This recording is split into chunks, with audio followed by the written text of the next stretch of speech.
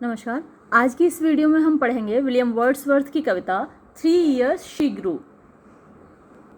ये जो पोएम है वर्ड्सवर्थ की लूसी पोएम्स में गिनी जाती है और इस पोएम में पोएट ये बताता है कि नेचर के कितने अच्छे फॉर्मिंग इफेक्ट होते हैं। यानी कोई अगर प्रकृति की गोद में पलता है तो वो कितना परफेक्ट होता है। ये जैसे हम लोग पलते हैं तो सोसाइटी में पलते हैं, हमारे ऊपर जो इफ़ेक्ट होता है, हमारे ऊपर जो प्रभाव होता है, हमारा सोशलाइजेशन होता है। यानी सोसाइटी हमारा सोशलाइजेशन करती है और अपना प्रभाव हमारे ऊपर छोड़ती है, अपना घर, अपना परिवार, अपनी जाति, अपना धर्म, अपना देश। तो इन सब चीज़ों का हमारे ऊपर प्रभाव पड़ता है। लेकिन जब एक व्यक्ति नेचुरल एनवायरनमेंट पे पलता बढ़ता है और प्रकृति की गोद में पलता है तो वो कितना परफेक्ट होता है। हमारे अंदर बहुत सारी कमियां होती हैं क्योंकि हमारे ऊपर सोसाइटी अपना प्रभाव डालती है, हमें बताती है कि हम इस धर्म को बिलोंग करते हैं, हम इस कास्ट को बिलोंग करते हैं, हम इस क्रीड को बिलोंग करते हैं। लेकिन प्रकृति हमें बहुत सारी पॉजिटिव चीज़ें सिखाती है ना। सिर्फ देना सिखाती है, किस तरीके से नेचुरल तरीके से हमें रहना चाहिए, हमारे अंदर कोई प्रेजुडिसेस नहीं होने चाहिए, ये सब हमें प्रकृति सिखाती है। सूरज अपनी रोशनी देते वक्त ये नहीं देखता कौन किस धर्म का है, किस जाति का है। तो इस तरीके की जो पॉजिटिव पॉइंट्स हैं, जो पॉजिटिव फीचर्स हैं, वो हमें नेचर से मिलते हैं। चलिए देखते हैं इस पोएम को। 3 years she grew, यानी 3 साल वो पली बढ़ी। इन सन एंड शावर, सन धूप में, शावर बौछारों में, बरसात में। यानी सन एंड शावर यहाँ किसके लिए स्टैंड करते हैं, किस चीज़ के सिंबल हैं, नेचुरल एनवायरनमेंट के। तो वो नेचुरल एनवायरनमेंट में पली बढ़ी। यानी हम लोग जब पलते बढ़ते हैं तो कि अपने घर में पलते बढ़ते हैं, हम कहेंगे कि हम मथुरा में पले बढ़े या उस गांव में पले बढ़े या उस शहर में पले बढ़े। लेकिन लूसी 3 साल पली बढ़ी सन एंड शावर में, यानी नेचुरल एनवायरनमेंट में, यानी प्रकृति की गोद में।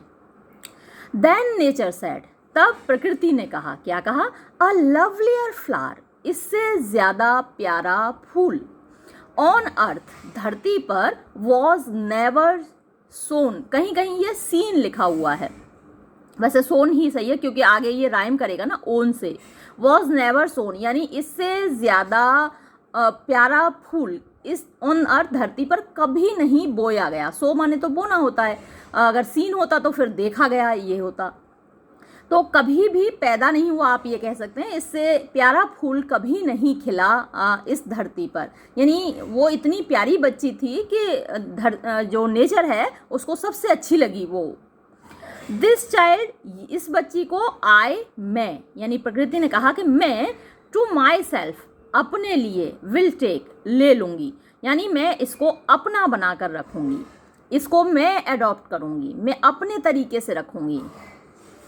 शी शैल बी माइन, वो मेरी होगी, एंड आई विल मेक, और मैं बनाऊँगी, a lady of my own, अपनी खुद की एक लेडी। यानी उसको वो जो बड़ी होगी, बड़े होकर ही तो लेडी बनती है, अभी तो बच्ची है तो उसको एक परफेक्ट लेडी बनाऊंगी, एक नेचर की लेडी बनाऊंगी। यानी समाज की लड़कियां तो आप देखते ही हैं, समाज की जो महिलाएं हैं, लेडी भद्र महिला को कहते हैं, जिसके अंदर मैनर्स होते हैं, जो सिविलाइज्ड होती हैं, है ना। लेडी अपने आप में, लेडीज एंड जेंटलमैन कहते हैं ना, तो लेडी अपने आप में एक सम्मान का शब्द होता है ना। वुमन उतना सम्मानजनक नहीं है जितना लेडी है। तो उसको मैं अपनी खुद के हिसाब से एक लेडी बनाऊंगी, एक भद्र महिला बनाऊंगी, एक मतलब सम्मान के लायक, है ना, जो रेस्पेक्ट डिजर्व करे, वैसी एक युवती बनाऊंगी, है ना, यंग वुमन बनाऊंगी। Myself will, next stanza देखिए।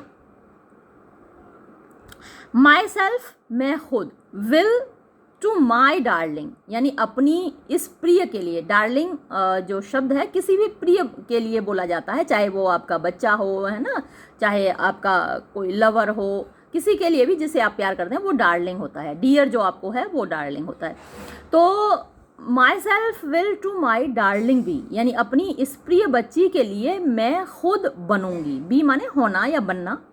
क्या बनूंगी, बोथ, दोनों चीज़ें। क्या दोनों चीज़ें, लॉ एंड इम्पल्स। लॉ कानून होते हैं, नियम होते हैं, और जो लॉ होता है वो क्या करता है, कंट्रोल करता है लोगों को कि भाई आपको ये नहीं करना है, ये करना है ना। हेलमेट के बिना आपको टू व्हीलर पे नहीं चलना है, फोर व्हीलर पे आपको बेल्ट लगाकर चलना है। तो ये क्या है, रूल्स हैं, लॉज हैं, नियम हैं, कानून हैं। तो मैं कंट्रोल करने वाली जो चीज़ें हैं वो लॉज होते हैं, और इम्पल्स होती हैं भावनाएं जो हमको खींचती हैं, आगे की ओर खींचती हैं, और लॉ हमें कंट्रोल करते हैं, पीछे की ओर खींचते हैं, लगाम देते हैं। तो कहाँ इम्पल्स यानी कहाँ भावनात्मक होना है, कहाँ अपनी कैसी भावनाएं फॉलो करनी है, कहाँ आपको आगे बढ़ना है, और कहाँ आप खुद को कंट्रोल करना है, ये दोनों ही चीज़ें मैं उसको बताऊंगी, है ना। कानून भी उसके लिए मैं होंगी और इम्पल्स भी उसके लिए मैं होंगी, फीलिंग्स भी उसकी मैं बताऊंगी उसको कि उसको कहाँ नेचुरली अपनी फीलिंग्स को एक्सप्रेस करना है। एंड विद मी, और मेरे साथ द गर्ल, वो लड़की यानी कि Lucy, in rock and plain, rock माने चट्टाने, प्लेन माने मैदान, तो चट्टानों में, मैदानों में, तो ये सारी नेचुरल सेटिंग है ना। अब अगर हम एक सामान्य लड़की की बात करें तो फिर हम क्या कहते हैं, गांव में, शहर में, देश में, प्रदेश में, वो बताते हम। लेकिन यहाँ क्योंकि नेचुरल सेटिंग है तो कहाँ घूमेगी वो, रॉक एंड प्लेन, चट्टानों में और मैदानों में। इन अर्थ एंड हेवन, यानी धरती पर और आकाश में। इन ग्लेड एंड बाउर, ग्लेड घाटियों में, बाउर कुंजों में, तो घाटियों में, कुंजों में, सभी जगह। शैल फील, अब वो क्या महसूस करेगी, एन ओवरसीइंग पावर, ओवरसीइंग मतलब जो उसके ऊपर नज़र रखे हुए है, ऐसी एक पावर वो महसूस करेगी कि कोई शक्ति है जो हर जगह उसके ऊपर एक नज़र रखे हुए है। टू किंडल एंड रेस्ट्रेन, ये देखिए अभी मैंने यहाँ लॉ और इम्पल्स की बात की थी, तो लॉ आपको कंट्रोल में रखते हैं और इम्पल्स आपको आगे बढ़ाती हैं, यानी आप अपनी भावनाओं के पीछे भागते हैं ना। अब यहाँ पर फिर वही चीज़ देखिए, टू किंडल एंड रेस्ट्रेन, एक ओवरसीइंग पावर होती है, यानी आपके जो जैसे पेरेंट्स होते हैं तो कुछ चीज़ों में आपको मना करते हैं, बेटा ये नहीं करना है, और कुछ चीज़ों के लिए आपको इंस्पायर करते हैं कि बेटा ये करो, है ना। तो किंडल माने होता है प्रेरित करना, और रेस्ट्रेन माने होता है कंट्रोल करना।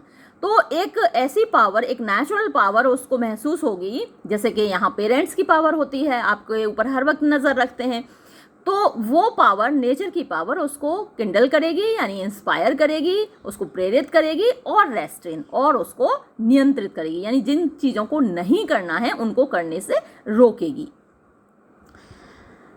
शी शैल बी माइन, यानी वो, अच्छा, शी शैल बी स्पोर्टिव, वो स्पोर्टिव होगी यानी कि खेलेगी, खेल कूद से भरी हुई होगी, उसके अंदर खेल की भावना होगी, जैसे बच्चों के अंदर होती ही है, उछलते कूदते हैं। और स्पोर्टिव भी कैसे होगी, एज द फॉन, फॉन होता है हिरन का बच्चा, हिरन का बच्चा चैन से तो बैठेगा नहीं, है ना, उछल कूद करेगा, तो वो उसी तरीके से उछल कूद करेगी, खेलेगी, कूदेगी जैसे हिरन का बच्चा होता है। That wild with Glee, that जो कि यानी हिरन का बच्चा, वाइल्ड यानी पागल हो जाता है, विद ग्ली खुशी से, खुशी से पागल होकर क्या करता है, झूमता फिरता है, घूमता फिरता है, उछलता फिरता है, अक्रॉस द लॉन, चारागाह में, पूरे जो घास के मैदान होते हैं उनमें उछलता कूदता फिरता है। अगर कोई उसको भाई चोट पहुंचाने वाला ना हो, जैसे शेर वगैरह खा जाते हैं प्यारे प्यारे बच्चों को, तो वो घास के मैदानों में उछल कूद करता फिरता है। तो वैसे ही उछल कूद कर देगी लूसी। और अब द माउंटेन स्प्रिंग्स, या फिर जो माउंटेन माने पहाड़, स्प्रिंग्स माने झरने होते हैं, तो पहाड़ों से गिरने वाले जो झरने हैं उधर वो घूमेगी, उधर उछल कूद करेगी। And hers shall be the breathing balm, and hers, और उसके लिए होगी, यानी प्रकृति का जो सारी संपत्ति है वो सब कुछ उसके लिए होगी। हर्ष उसका होगा, shall be the breathing balm, यानी जो खूबसूरत हवा है, जो खुशबूदार हवा है, बाम कोई सुकून देने वाली चीज़ होती है ना। जब आपको सिर में दर्द होता है तो आप बाम लगाते हैं, वो आपको राहत देती है, सुकून देती है। अब ब्रीदिंग बाम वो शीतल मंद पवन, सुगंधित पवन जो कि सुकून देती है, तो सुकून देने वाली हवा उसकी होगी। एंड हर्स, और उसकी क्या चीज़ होगी, द साइलेंस एंड द काम, साइलेंस माने भी शांति होती है, काम माने भी शांति होती है, पीस माने भी शांति होती है। तो नेचर की गोद में जो शांति होती है, सुकून होता है, वो सब उसका होगा। ऑफ म्यूट इनसेंसेट थिंग्स, म्यूट यानी जो चीज़ें शांत हैं, इनसेंसेट यानी जो बोलती नहीं है, उन सब चीज़ों की शांति, लेकिन वो शांत रहकर भी आपसे बहुत कुछ कह देती हैं, है ना। जो साइलेंस है उसमें भी एक मौन की अपनी एक आवाज़ होती है, मौन की अपनी एक भाषा होती है। तो वो जो म्यूट इनसेंसेट थिंग्स हैं उनकी शांति, उनकी साइलेंस, उनकी पीस उसके लिए होगी, यानी वो अपनी मौन भाषा में, शांत भाषा में उसको अपनी बातें बोलेंगी।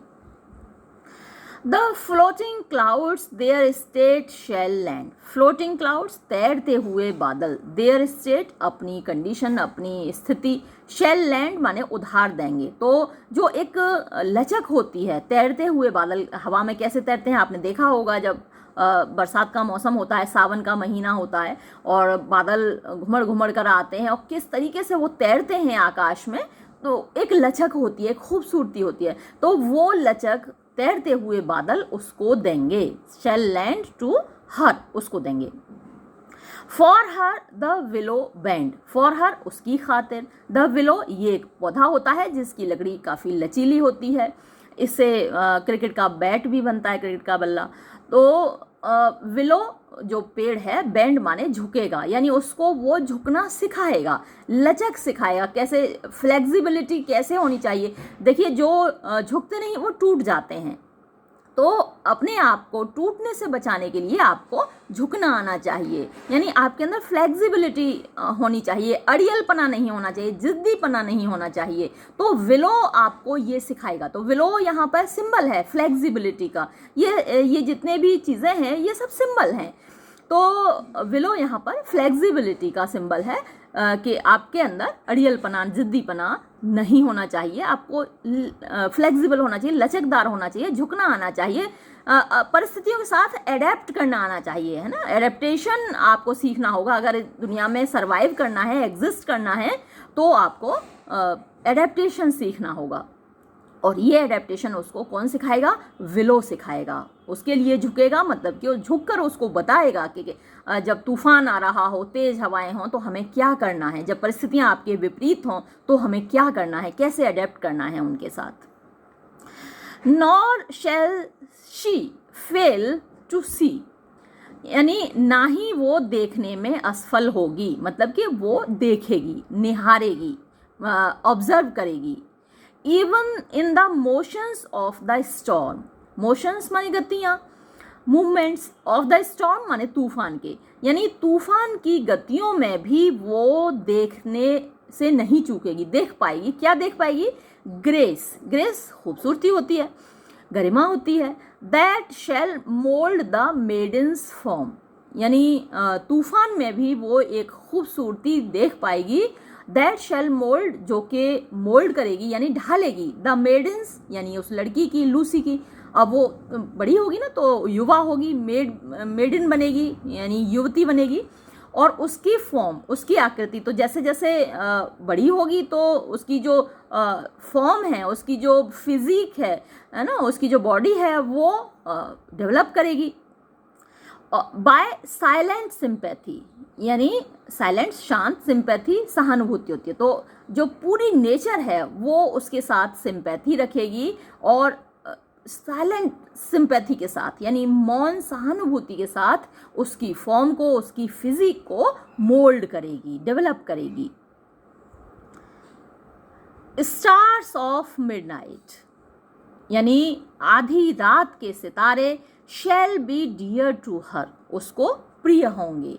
यानी भाई नेचर की गोद में वो जिस चीज़ को चाहे निहारे, तो आधी रात को वो निहारेगी तो उसे सितारे दिखेंगे, है ना, और वो उसको प्रिय लगेंगे।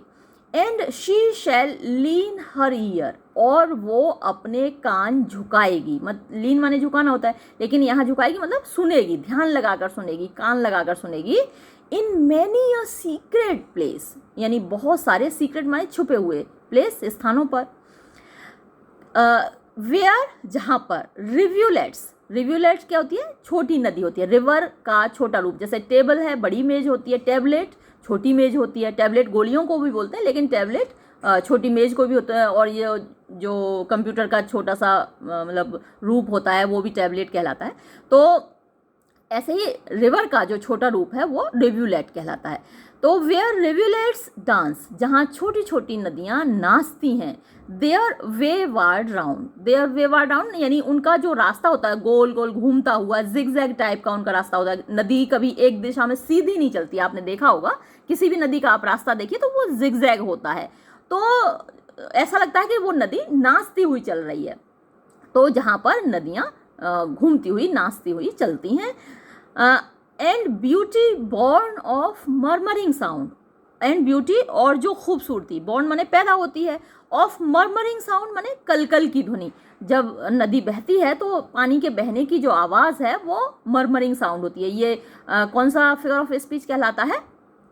ओनोमेटोपी, है ना, ONOMATOPOEIA, नोट कर लीजिएगा।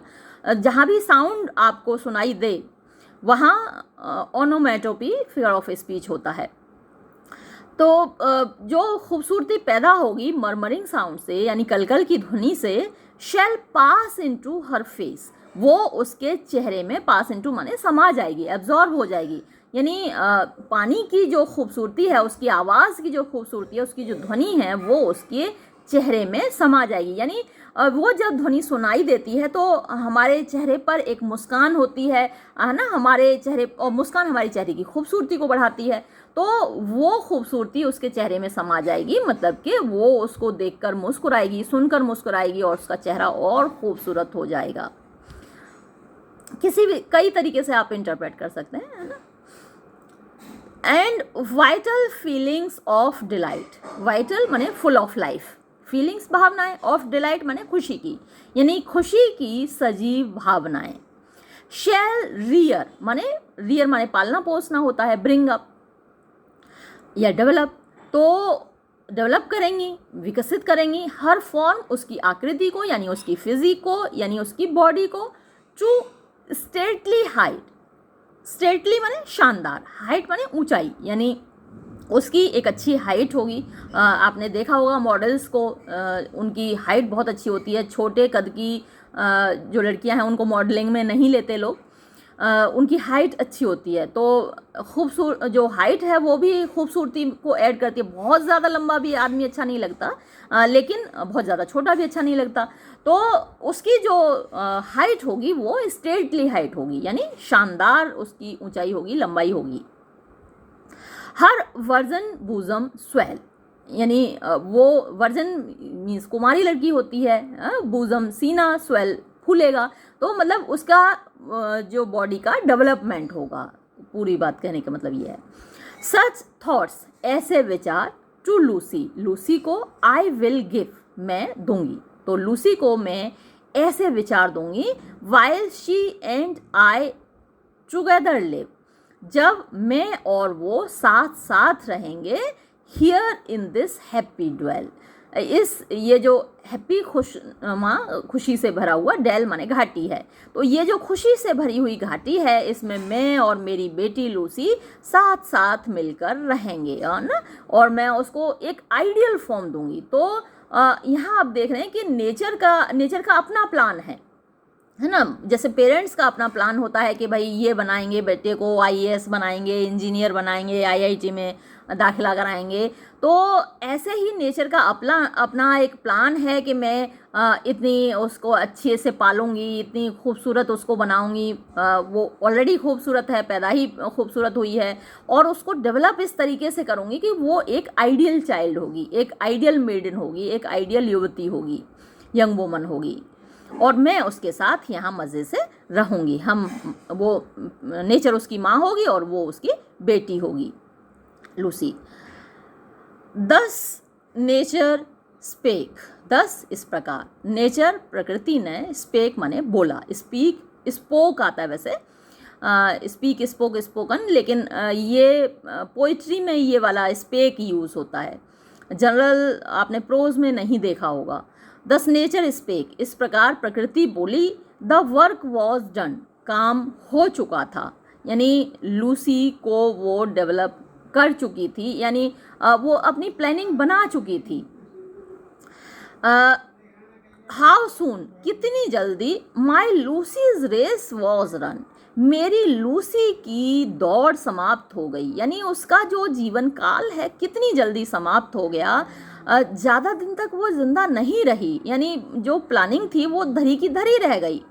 शी डाइड, वो मर गई, एंड लेफ्ट टू मी, और मेरे लिए छोड़ गई, दिस हीथ, इस बंजर ज़मीन को। अब देखिए, अभी तक जो चीज़ें खूबसूरत थीं, वो घाटी, वो घास का मैदान, वो सारी नेचुरल सेटिंग्स थी, बड़ी खूबसूरत थी, लेकिन लूसी जब मर गई, लूसी के जाते ही वो सब कुछ कैसा दिखने लगा नेचर को? हीथ, यानी बंजर ज़मीन। तो मेरे लिए छोड़ गई दिस हीथ, इस बंजर ज़मीन को, दिस काम, इस शांति को, दिस काम एंड क्वाइट सीन। अच्छा, यहाँ पर एडजेक्टिव है, काम नाउन नहीं है, तो शांति नहीं, शांत, और क्वाइट मीन्स भी शांत, सीन माने दृश्य। तो ये जो सराउंडिंग्स हैं अब शांत हैं, और मतलब तब भी शांत थी, और नेचर का यही प्लान था कि इस शांत वातावरण में लूसी का पालन पोषण होगा और वो एक खूबसूरत युवती बनेगी। लेकिन उसके जाने के बाद, एक देखिए, दो तरीके की शांति होती है। एक शांति जो आपको सुकून देती है, जो आपको अच्छी लगती है, और एक शांति वो होती है जो आपको काटने को दौड़ती है, जो आपको खाने को दौड़ती है, जो आपको डरावनी लगती है ना, जिसमें एक बदसूरती होती है। तो अब जो ये काम और क्वाइट सीन है, अब वो खूबसूरत नहीं रहा, क्योंकि लूसी चली गई। The memory of what has been, the memory यानी याद है, ऑफ वॉट, उसकी, हैज़ बीन, जो रहा है, यानी याद याद याद, बस याद रह जाती है, गाना भी सुना होगा ना। तो अब जो चला गया, जो हो चुका है, बस उसकी याद है, and never more shall be, और जो फिर कभी नहीं होगा, यानी लूसी के जैसी बच्ची फिर कभी पैदा नहीं होगी, बस उसकी यादें हैं, और आगे ऐसी बच्ची कभी पैदा नहीं होगी, आदर्श बच्ची थी वो। तो ये लूसी पोइम थी, और यहाँ पोइम ख़त्म होती है। इसी के साथ मैं ये वीडियो भी ख़त्म करती हूँ। धन्यवाद।